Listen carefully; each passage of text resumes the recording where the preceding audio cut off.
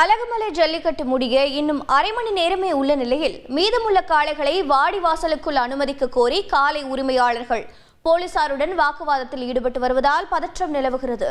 இது பற்றிய கூடுதல் தகவலை செய்தியாளர் பிரதீஸ்வரன் வழங்க கேட்கலாம். பிரதீஸ்வரன் வணக்கம். இன்னும் எத்தனை காளைகள் அவிழ்த்து விடப்படாமல் இருக்கின்றன? காளை உரிமையாளர்களின் கோரிக்கை என்னவாக இருக்கிறது? வணக்கம். திருப்பூர் மாவட்டம் பல்லடம் அருகே இருக்கக்கூடிய அழகுமலையில திருப்பூர் மாவட்ட நிர்வாகம் மற்றும் அழகுமலை ஜல்லிக்கட்டு காளைகள் நலச்சங்கம் விழாக்குழு சார்பில் ஜல்லிக்கட்டு போட்டி இன்று காலை 8 மணி முதல் நடைபெற்று வருகிறது.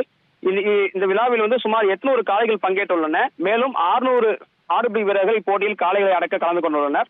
10 சுற்றுகளாக நடைபெற இருந்த இந்த போட்டியில் ஒரு சுற்றுக்கு 50 மாடுபிடி வீரர்கள் வீதம் உரிய மருத்துவ பரிசோதனைக்கு பிறகு அனுமதிக்கப்பட்டு வருகின்றனர்.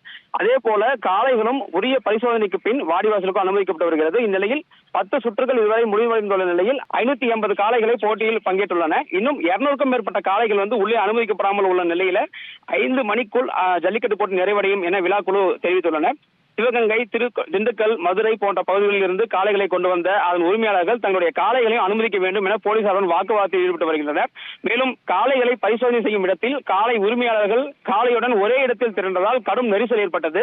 பயத்தில் மிரண்ட சில காளைகள் அங்கிருந்தவர்கள் மீது பாய்ந்து பெரும் பதட்டத்தை ஏற்படுத்தியுள்ளது. மேலும் டோக்கன் வழங்கப்பட்ட காளைகளை கூட வாடிவாசலுக்குள் விடாமல் ஜல்லிக்கட்டு போட்டி முடிவடைய உள்ளதாகவும் விழா குழுவினர் முறையாக எந்த ஏற்பாடுகளும் செய்யாததால் கால்நடைகளுக்கும் பலத்த காயம் ஏற்பட்டுள்ளது. மேலும் காளை உரிமையாளர்கள் மீது போலீசார் தடியடி நடத்தி வருகின்றனர். செய்தி சேகரிக்க சென்ற செய்தியாளர்களை விழாக்குழுவினர் தாக்க முயற்சித்தால் பரபரப்பு ஏற்பட்டுள்ளது.